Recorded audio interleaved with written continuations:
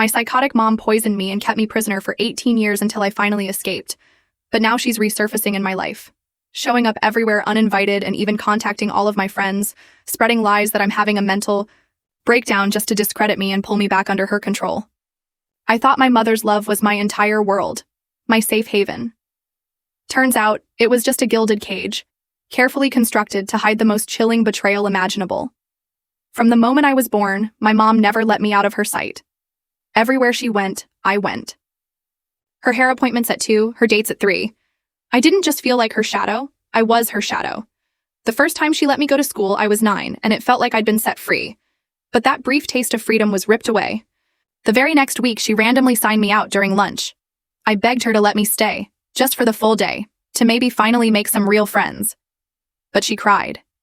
Deep, heaving sobs, telling me she was too lonely without me. She needed me here. By 14, I had failed entire grades because of her unexcused absences.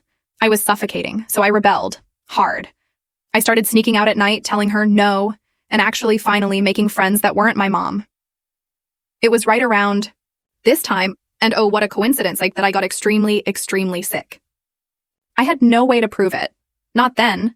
But deep down, in my gut, I knew she had slipped something into my food. Before I even truly complained to her, she'd already called some doctor she trusted. He came over, barely looked at me, and with as little specifics as possible, told me I had a rare neurological condition. Didn't even tell me what one, just said it would be too dangerous for me to keep leaving the house.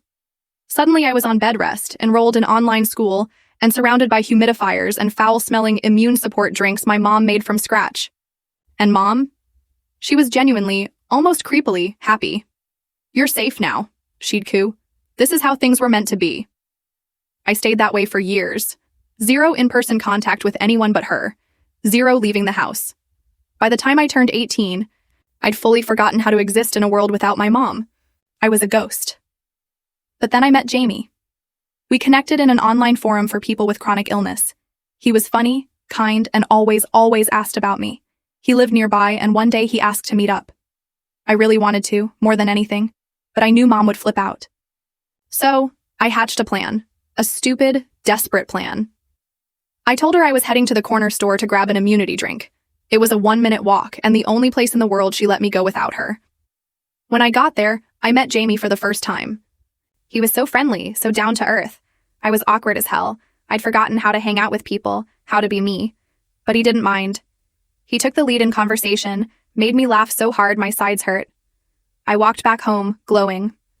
Jamie even walked me to the corner. But of course, my mom was there, waiting. She flung the door open. "Who is that?" she screamed.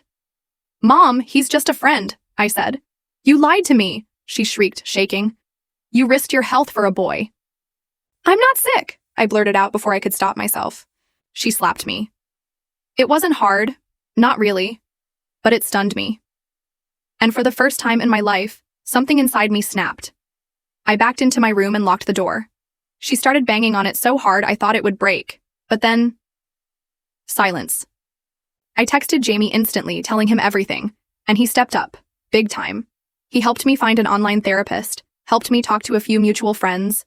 They sent resources, links, emotional support. A few weeks later, I finally got the courage to move out. I found an apartment nearby in secret, and my new friends offered to help me move. I was ready. But my mom inevitably found out. I expected her to be angry. Instead, she resorted to manipulation, told me I was sick, that I needed her, that I was ungrateful for everything she'd ever done. But this time, I didn't break. "No, Mom," I told her, my voice surprisingly steady. "It's you who needs me. Without me, your life is pathetic." That caused her to go absolutely nuts. She screamed, said she'd call social services and claim I was unfit to live alone. Told me she'd never forgive me if I left, but I moved anyway. And the silence from her? It was music to my ears. The first breath of freedom felt like pure oxygen. The first call I made once I was truly free? A new doctor.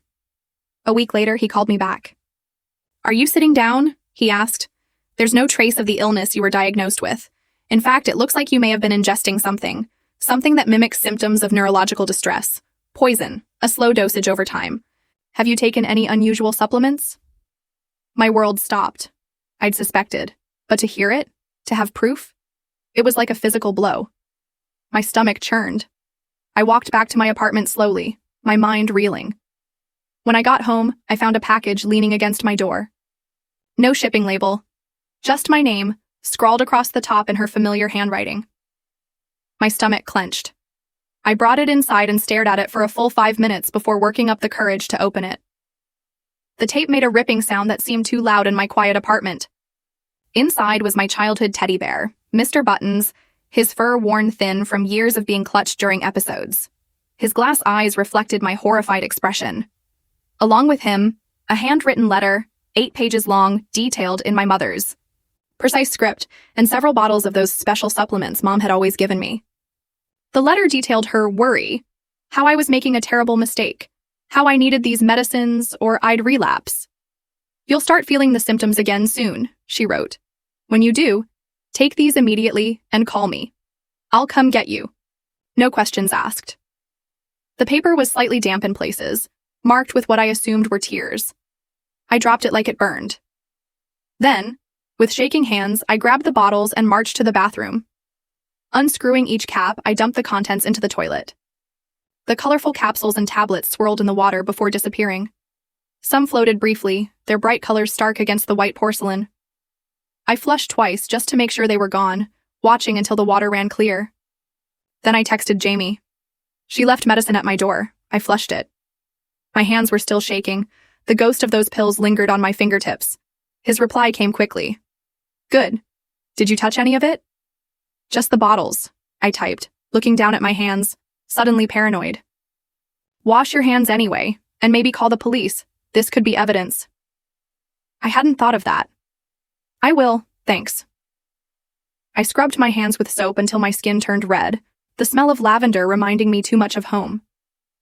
I called the non-emergency police line and reported the package.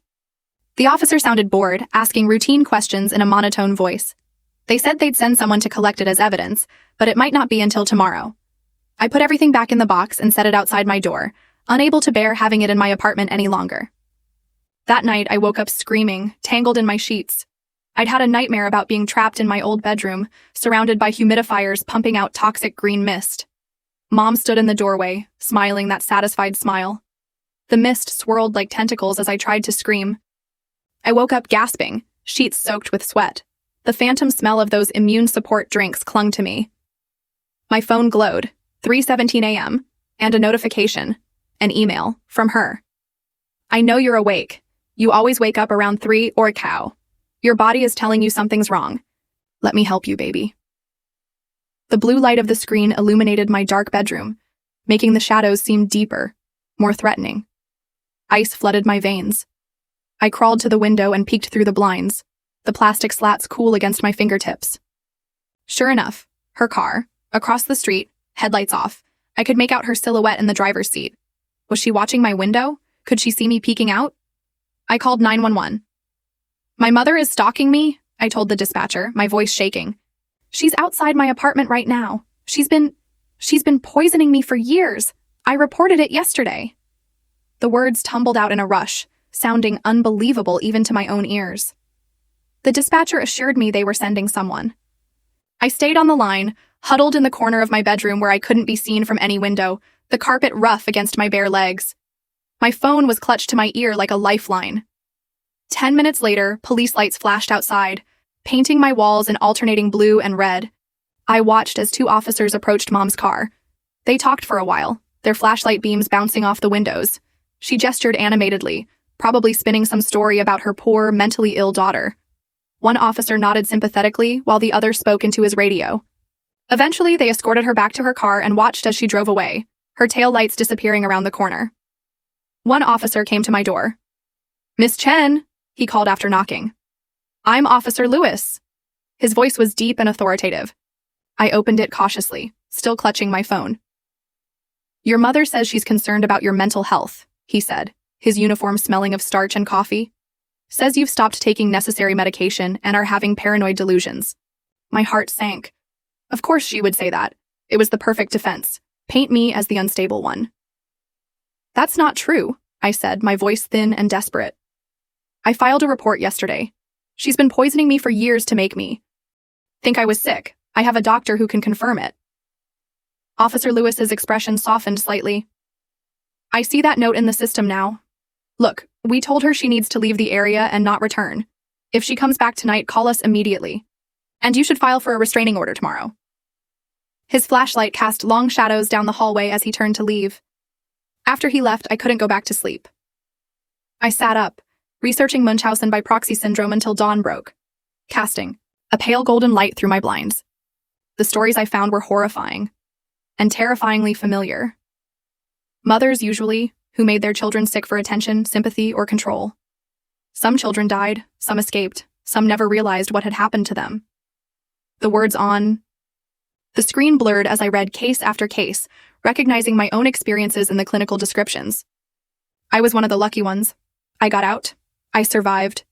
The realization settled over me like a heavy blanket, both comforting and suffocating. The next morning, I went to the courthouse to file for a restraining order. The building was massive, all marble floors and echoing hallways that amplified every footstep. The process was confusing. I got lost twice before finding the right office. Do you have documentation of the abuse? The clerk asked, looking bored. Her nails clicked against her keyboard as she barely glanced up at me. I have medical records, showing I was poisoned, I said, and a police report from yesterday. My voice echoed slightly in the cavernous room, making me feel even smaller. She slid a stack of forms across the counter. Fill these out. All of them. The judge reviews emergency petitions at 2 p.m. The papers were intimidatingly official, covered in legal jargon and tiny print. I sat in the waiting area, methodically, working through the paperwork. Some questions were easy: name, address, relationship to the abuser. Others were harder. Describe the most recent incident of abuse. Describe why you fear for your safety. List all previous incidents of abuse with approximate dates. How could I summarize a lifetime of manipulation in these tiny boxes? How could I explain that every I love you had been a chain? Every special meal a dose of poison? Every you need me a prison bar? I wrote until my hand cramped, the pen leaving indentations in my fingers where I gripped it too tightly. At 2:30, they called my name. The judge, an older woman with silver-streaked hair, reviewed my paperwork, her reading glasses perched on the end of her nose. This is a serious accusation, she said, peering at me. Poisoning over a period of years. Her voice was neither sympathetic nor dismissive, just matter of fact. Yes, Your Honor. My voice sounded small in the wood-paneled courtroom. And you have medical evidence? She held out her hand expectantly. I handed over the lab results my new doctor had given me. These show traces of several substances in my system that shouldn't be there. My doctor believes they were administered, consistently over a long period. The papers trembled slightly in my hand as I passed them over. She reviewed them, frowning, her reading glasses reflecting the overhead lights. I'm granting the temporary order. Your mother cannot contact you or come within 100 yards of you, your residence, or your workplace. We'll have a full hearing in 2 weeks where both parties can present evidence. The gavel made a sharp crack as she brought it down, making me jump. Relief washed over me. Thank you. The words felt inadequate for what this meant. A legal shield between me and the person who had controlled my entire life. Miss Chen, she added as I turned to leave, if these allegations are true, you should consider pressing criminal charges. Her eyes were kind but serious. The first real acknowledgement from an authority figure that what had happened to me was not just wrong, but criminal. I nodded, not trusting myself to speak. The thought of my mother in handcuffs, in a courtroom. In prison, it was too much to process. The wooden doors of the courtroom felt heavy as I pushed them open, stepping back into the echoing hallway. The court officer served my mother with the restraining order that afternoon. By evening, my phone was blowing up with calls from relatives I barely knew and hadn't spoken to in years. The constant buzzing made me want to throw it against the wall. Your mother is hysterical, said Aunt Diane, who I'd met maybe 3 times in my life. Her voice was accusatory, as if I'd done something terrible. She says you've had some kind of mental break. We're all so worried. I could hear the television playing in the Mainzi background of her call, as if this family crisis was just a minor interruption to her evening. Honey, whatever fight you're having with your mom, this isn't the way to handle it, said Uncle Gary, who I didn't remember at all. His voice had that forced, jovial tone adults use when they're pretending everything is fine. She devoted her life to caring for you, said my grandmother, who'd visited exactly once when I was 12. I remembered her briefly, a stern woman who'd inspected the house with pursed lips and asked pointed questions about my medications. How could you repay her like this? The yaw. Guilt in her voice was thick enough to choke on. I let most calls go to voicemail, but I did talk to my grandmother. I tried to explain, but she interrupted, the phone hot against my ear as she spoke over me, repeatedly. Everyone knows you've been sick since you were little, she said. Your mother kept us updated. The specialists, the treatments, the setbacks. She's shown us your medical records. Her voice had that same patronizing tone Mom used when explaining why I couldn't do normal things. They were fake, I said, or the doctor was in on it. I'm seeing a new doctor now who says I was never sick. My voice rose with frustration, knowing she wasn't really listening. Oh, sweetheart, her voice dripped with condescension. That's your disease talking. Your mother warned us you might start rejecting your diagnosis. I could almost see her shaking her head sadly, believing every lie she'd been told. After we hung up, I threw my phone across the room. It hit the wall with a satisfying crack before falling to the carpet. Of course, Mom had been laying groundwork for years, telling everyone how sick I was, how dedicated she was. She'd constructed an entire narrative where she was the saintly caretaker and I was the chronically ill, difficult child. And everyone believed her. The realization made me feel sick, in a way no poison ever had. Jamie came over that evening with groceries and a determined expression. We need to document everything, he said, unpacking vegetables I didn't know how to cook, zucchini, bell peppers. Their bright colors looked alien in my bare kitchen. Every symptom you had, every medicine she gave you, every doctor visit. We need a timeline. What's the point? I asked, slumped at my table, the wood cool under my folded arms. No one believes me. Even my own family thinks I'm having a psychotic break. I believe you, he said firmly. Your doctor believes you, and we're going to make sure everyone else does too. He pulled out a notebook and pen, setting them on the table with purpose. We spent hours creating a detailed timeline. It was painful, dredging up memories I'd rather forget, but also clarifying. The pages filled with dates, symptoms, and treatments, creating a visual record of the abuse I'd endured. Patterns emerged that I hadn't noticed before. Look, Jamie said, pointing at our notes, his finger tracing a line connecting several entries. Your symptoms always got worse after you showed independence, when you wanted to stay at school, when you made friends online, when you talked about college. He was right. My condition had always flared up whenever I started pulling away from her. The timeline showed it clearly. Every attempt at normalcy followed by a mysterious decline, followed by increased dependence on her care. And here, he continued, your symptoms improved when you complied, when you agreed to drop out of school, when you stopped asking to go outside. His voice was gentle but firm, helping me see what had been invisible when I was living through. A chill ran through me. She was training me like a dog. The realization made me feel hollow inside. She was controlling you, Jamie corrected gently, his hand resting briefly on mine, warm and reassuring. But you broke free. You're breaking free. The next day, I had another appointment with my new doctor, Dr. Gupta. Her office was bright and airy, with actual plants in the corners and children's drawings pinned to a bulletin board.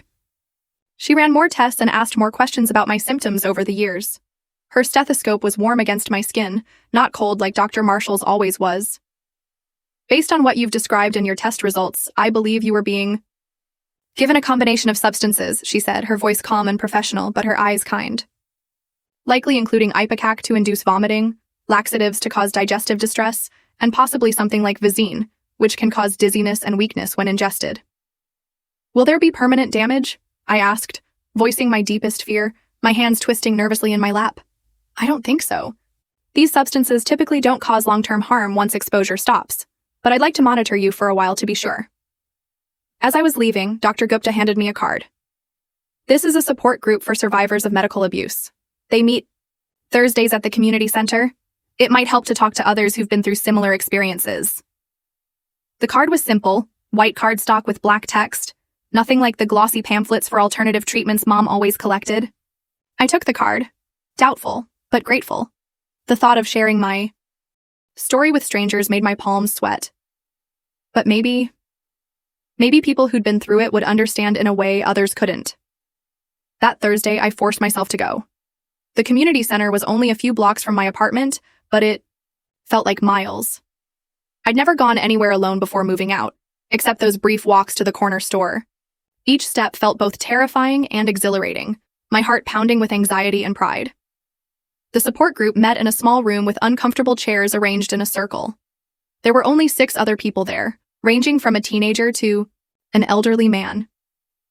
Their faces showed varying degrees of weariness and resolve, expressions I recognized from my own mirror. The facilitator, a woman named Harper, welcomed me warmly. "Would you like to introduce yourself?" she asked after I sat down. I hesitated, suddenly unsure what to say. Victim, survivor, daughter. The words stuck in my throat as everyone watched expectantly. "I'm Betty. My mother has Munchausen by proxy. She made me sick for most of my life to keep me dependent on her. I just figured it out a few weeks ago." The words hung in the air. My truth. Finally spoken aloud to people who might understand. The others nodded in understanding. No shock. No disbelief. Just recognition. Their eyes held the same haunted knowledge I saw in my own. "When did you escape?" asked the elderly man. His hands were gnarled with arthritis, but his eyes were sharp and kind. 3 weeks ago, I said, my voice growing stronger as I spoke. Each word a small victory. I moved out, got a restraining order. "That's huge," said a woman about my age, her hair cut very short, a scar peeking from her collar. "I didn't get away until I was 27. One by one, they shared their stories. Different details, but the same themes. Manipulation, isolation, medical procedures they didn't need, medications that made them worse instead of better. Some had been sick their entire childhoods, others for just a few years. All had that same look in their eyes, the look of someone who had been betrayed by the person who should have protected them most. "The hardest part for me," said the teenager, her voice soft but determined, "was accepting that my mom didn't love me the way a parent should, that her care was actually abuse." She twisted a bracelet around her wrist, the beads clicking softly. I felt tears welling up. "Sometimes I still miss her," I admitted. "Is that crazy, after everything she did?" The question had been burning inside me, making me doubt my own resolve. "It's normal," Harper assured me. "She was your whole world. It's okay to grieve that relationship, even while recognizing how toxic it was." Her words settled something inside me, giving permission for the complicated feelings I'd been fighting. I left the meeting feeling less alone. These people understood what even my own family couldn't. They didn't question my story or suggest I was overreacting. They just nodded and said, "Me too." It was the most validated I'd felt since this whole nightmare began. The next day, I received an email from Dr. Marshall, Mom's trusted doctor, who had diagnosed me with that fake neurological condition. My hand shook as I opened it, the cursor hovering for several seconds before I clicked.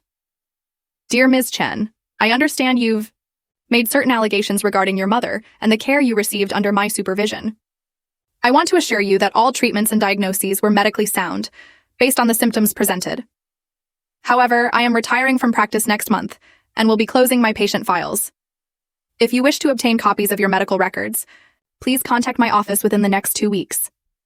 Sincerely, Edward Marshall, MD." The formal language couldn't hide what was really happening. He was running, covering his tracks. The computer screen glowed accusingly as I read the email 3 times, anger building with each reading.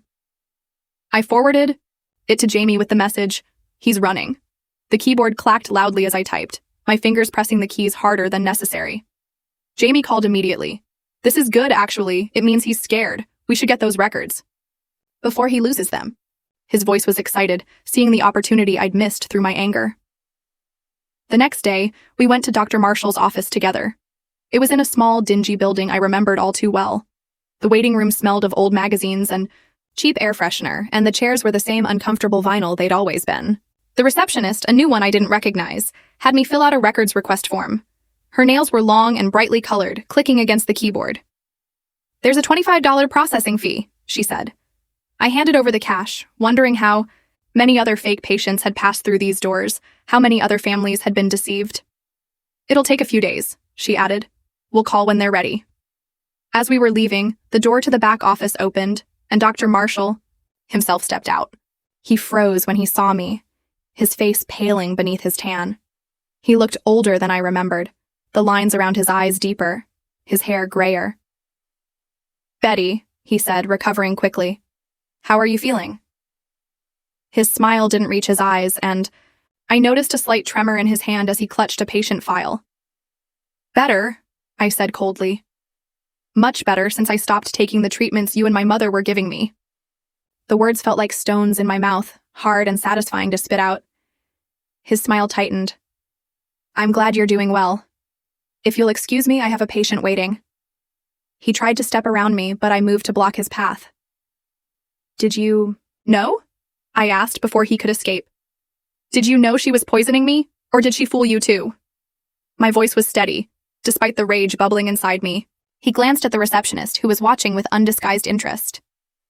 I think you're confused about your medical history, he said. Perhaps we could discuss this privately sometime. His cologne was too strong, cloying, and artificial. No need, I said. The police will be contacting you soon enough. I felt a small thrill of satisfaction as his professional mask slipped for just a moment, revealing the fear beneath. His face hardened. Be careful about making unfounded accusations, Betty. They could be considered defamatory. The threat was clear in his voice, but it didn't frighten me the way it once might have. Jamie put his hand on my arm, gently pulling me toward the door. We should go. His touch was light but grounding, reminding me we had a plan. Outside, I was shaking with rage. The sunlight seemed too bright after the dim office, and car horns blared in the distance. He knew. He had to know. My voice trembled with emotion. We'll get the records, Jamie said, and then we'll have proof, one way or the other. His calm confidence steadied me, helping me focus on the next step rather than my anger. 3 days later, I got a call from Dr. Marshall's office. My records were ready. When I went to pick them up, I was handed a thin folder containing barely a dozen pages. The receptionist avoided eye contact as she passed them over. This can't be everything, I said to her. I was his patient for 3 years. The folder felt insultingly light in my hands. She shrugged. That's all we have in your file. Her indifference was practiced, professional. I flipped through the sparse documentation. Basic intake forms, a few vague notes about neurological symptoms of unknown origin, prescriptions for vitamins and supplements. Nothing that would raise red flags. Nothing about the specialized treatments Mom had claimed I was receiving. Nothing about the extensive tests Dr. Marshall had supposedly run. They'd sanitized my records. Or maybe they'd never kept accurate records in the first place. Either way, the evidence I'd hoped for wasn't there. The pages felt flimsy and inadequate in my hands, much like the medical care I'd received. I took the folder to the police station and added it to my case file, explaining my suspicions. The detective assigned to my case, a tired-looking woman named Detective Perez, listened patiently. Her office was small and cluttered with case files stacked in precarious piles. Without more evidence, it's going to be difficult to prove criminal intent, she said. Your mother could claim she genuinely believed you were ill and was trying alternative treatments she thought would help. Her honesty was disappointing, but not surprising. She knew exactly what she was doing, I insisted, my voice rising slightly, frustration bleeding through. And so did Dr. Marshall. I believe you, Detective Perez said, but believing and proving in court are different things. We'll keep investigating, but you should prepare yourself for the possibility that criminal charges might not stick. She made a note in my file, her handwriting cramped and efficient. I left the station feeling defeated. The afternoon sun was setting, casting long shadows across the parking lot. That night, I had another nightmare about being trapped in my old bedroom, but this time when I tried to scream, no sound came out.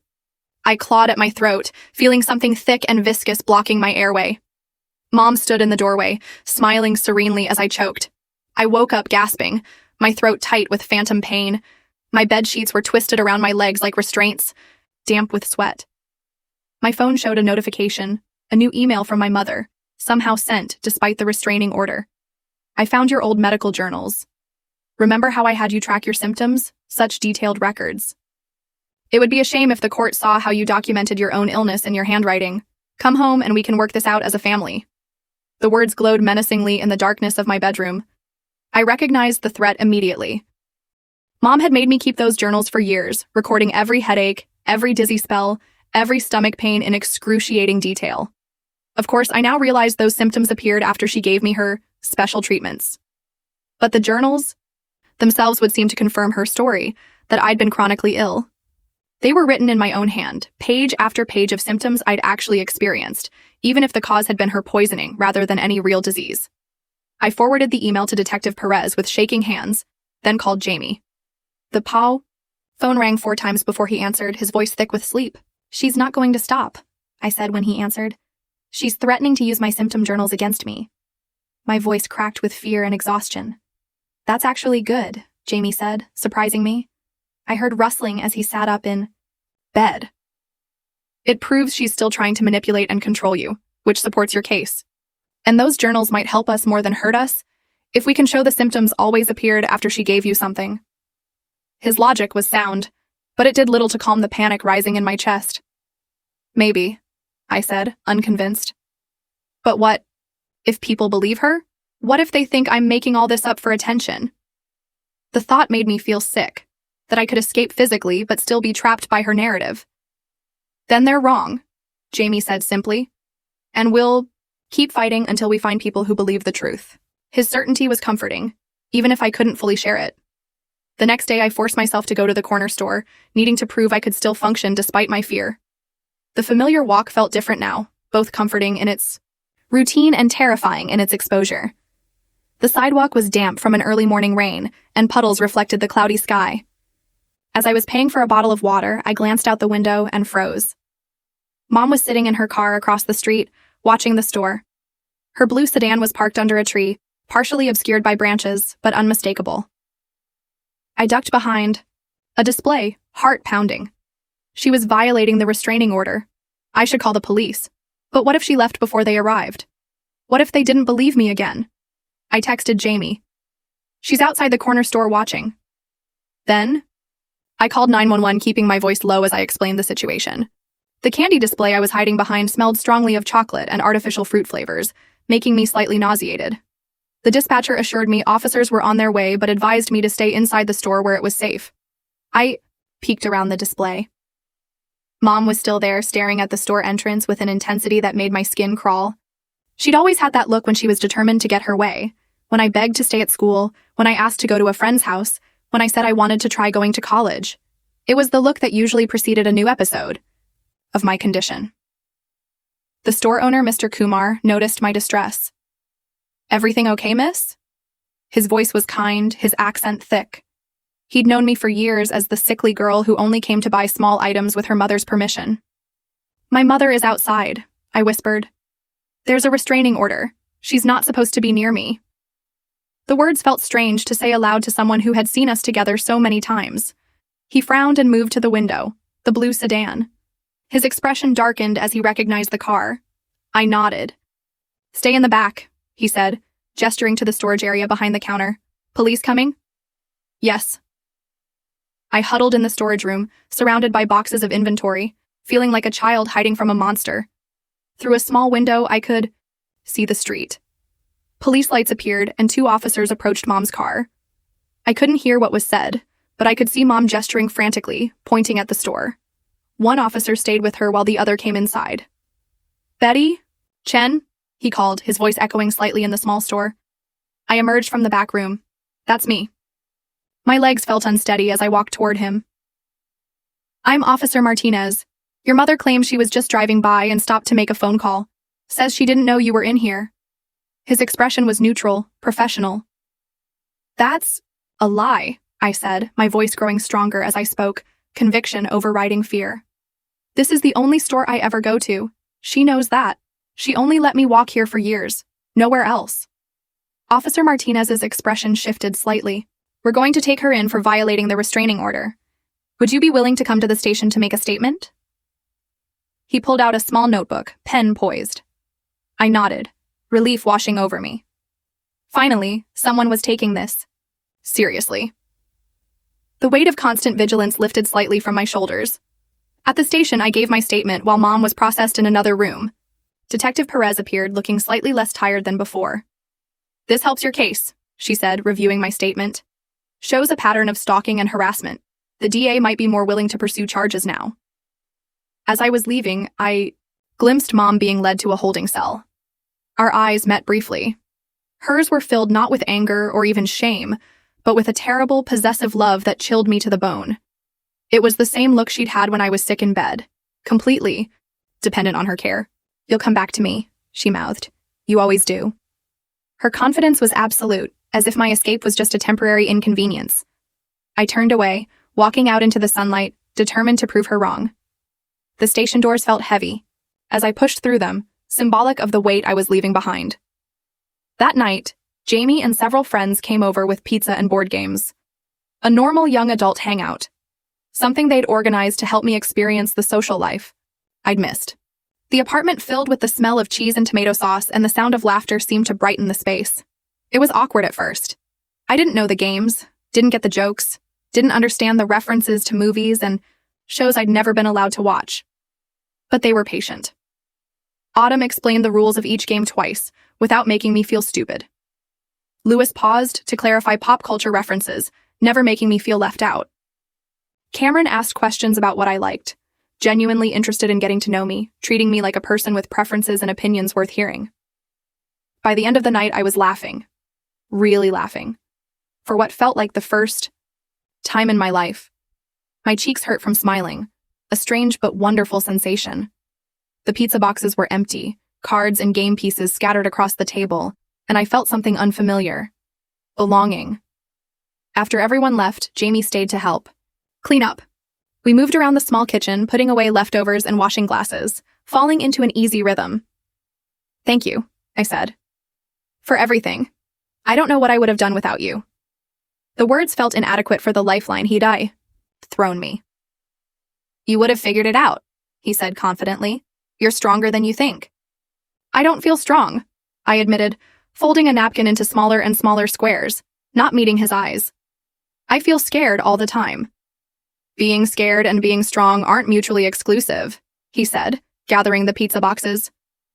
The fact that you're scared but doing it anyway?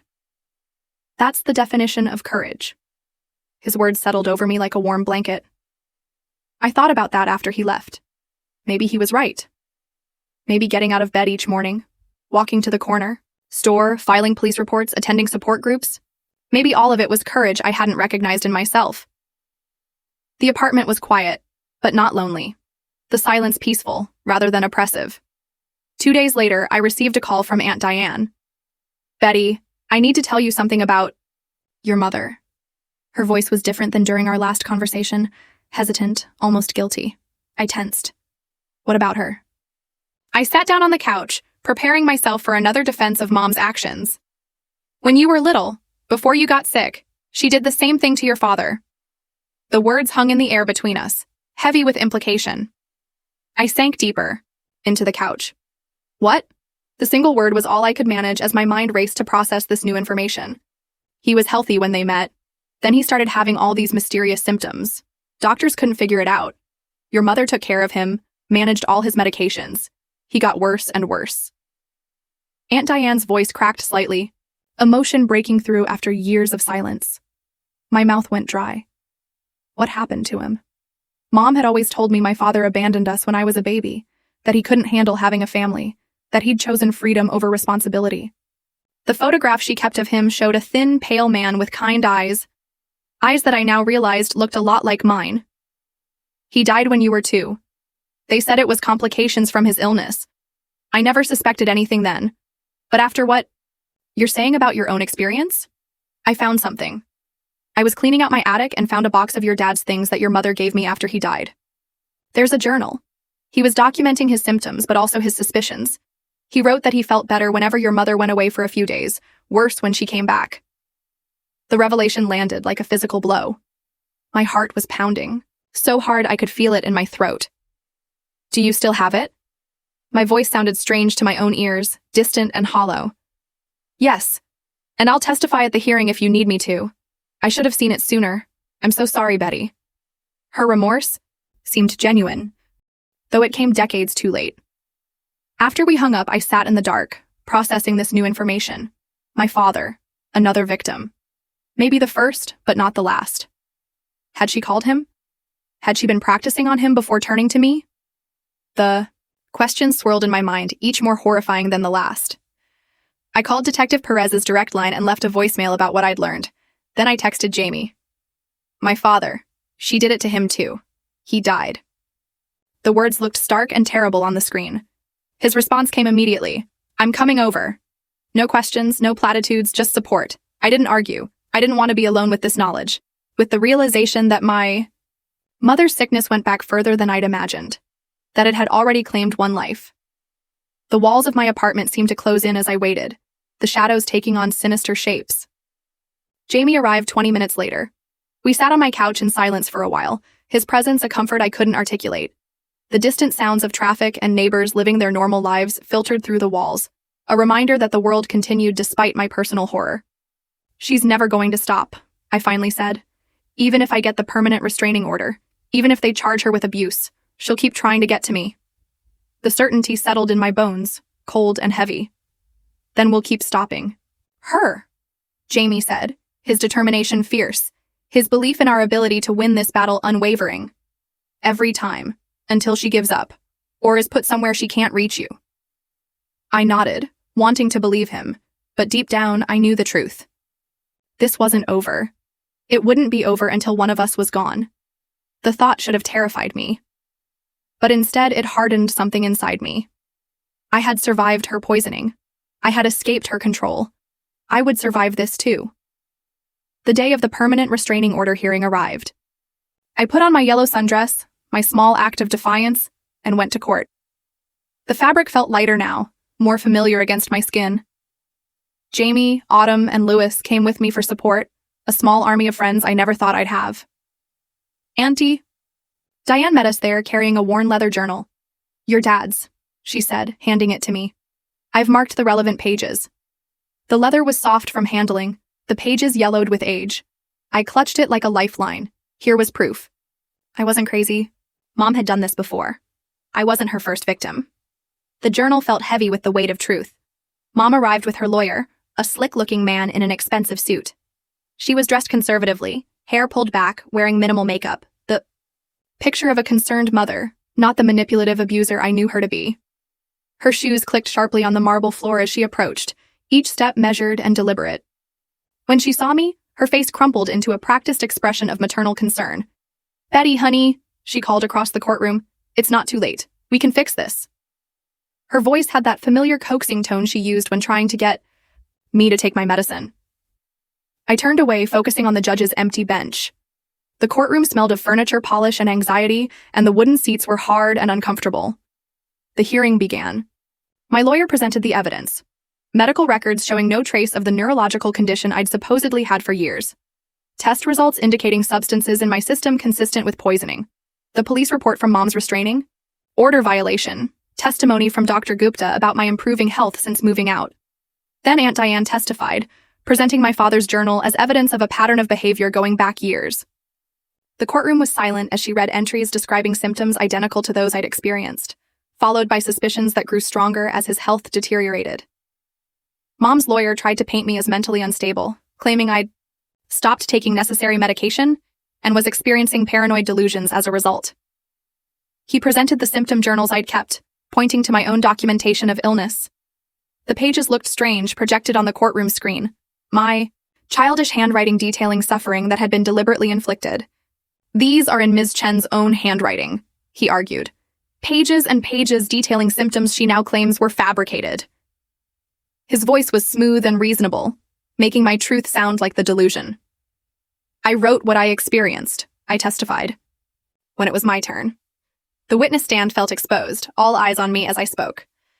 But those symptoms always appeared after consuming food or drinks my mother prepared specially for me, and they improved when I wasn't living with her, like when I stayed overnight at the hospital for tests. My voice grew stronger as I spoke, the truth flowing more easily now that I understood it myself. The judge asked pointed questions, reviewing the evidence carefully. Her reading glasses reflected the overhead lights as she made notes, her expression giving nothing away. Mom testified last, tears streaming down her face as she described her years of sacrifice, caring for her chronically ill child. Her performance was flawless, the devoted mother, heartbroken by her child's inexplicable rejection. I gave up everything for her, she sobbed, and now she's turned against me because of these new friends, filling her head with lies. She dabbed at her eyes with a tissue, the picture of maternal suffering. The judge called a brief recess to review all the evidence. I sat in the hallway, trembling with exhaustion and anxiety. The marble bench was cold through my dress, and people walked past with curious glances. Whatever happens, Jamie said, sitting beside me, his shoulder pressed against mine, solid and reassuring. You've already won. You're free. You know, the truth. I nodded, clinging to that thought as we were called back in for the judge's decision. The courtroom fell silent as she shuffled her papers, preparing to speak. Based on the evidence presented, the judge began, I find sufficient cause to grant a permanent restraining order. Ms. Chen Sr. is to have no contact with Ms. Chen Jr. and must remain at least 500 yards away from her person, residence, and place of employment or education. Her voice was firm and clear, leaving no room for misinterpretation. Relief washed over me, the first official acknowledgement that I needed protection from the woman who should have protected me. The judge continued. I am also referring this case to the district attorney's office for review of potential criminal charges, including assault, poisoning, and child abuse.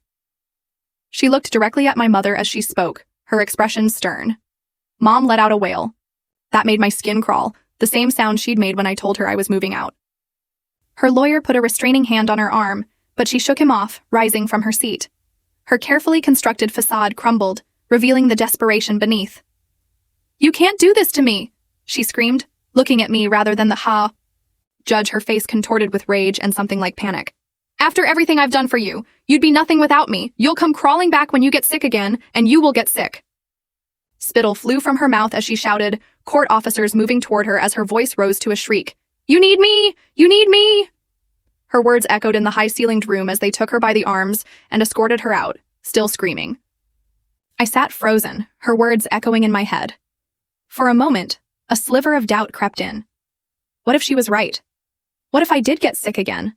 What if I couldn't survive without her? The old programming tried to reassert itself, years of conditioning, telling me I was helpless, dependent, broken. Then Jamie's hand found mine, warm, solid. You don't need her, he whispered. You never did.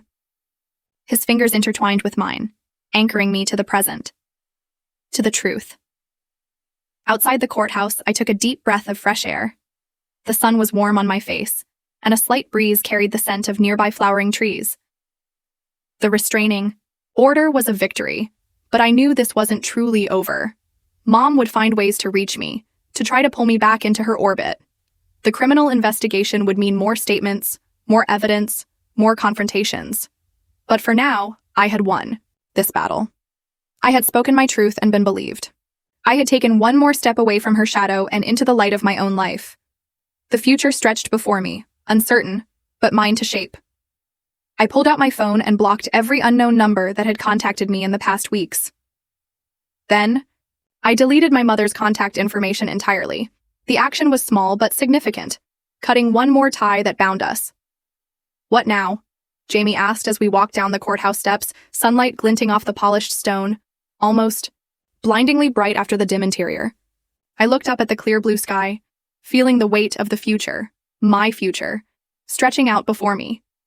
Possibilities I'd never considered suddenly seemed within reach.